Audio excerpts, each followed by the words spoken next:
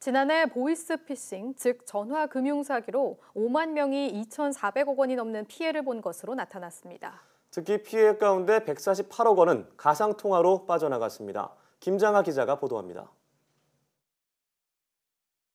금융감독원 자료를 보면 지난해 보이스피싱은 4만 9천여 건, 피해액은 2,423억 원으로 집계됐습니다.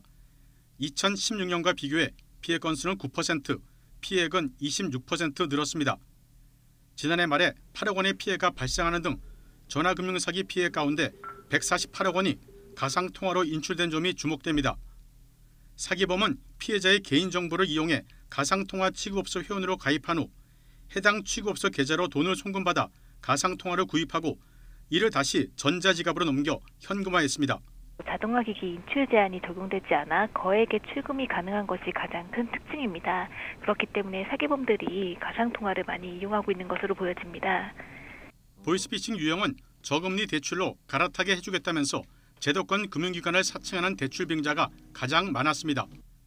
대출 빙자형 보이스피싱은 2015년 3만 6천여 건, 2016년 3만 7천여 건, 지난해 4만 2천여 건으로 계속 늘어나는 추세입니다. 대출 수요가 많은 40, 50대가 지난해 전체 피해자의 62.5%를 차지했습니다. 검찰과 경찰, 국세청 등 정부 기관을 사칭하는 보이스피싱은 7,700건에 618억 원의 피해를 기록했습니다.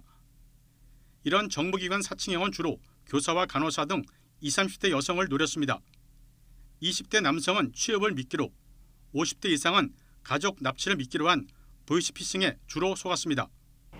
금융감독원은 새마을금고와 우체국 등 제2금융권에서 대포 통장이 늘어나고 있어 단속을 강화하고 있다고 밝혔습니다. YTN 김장하입니다.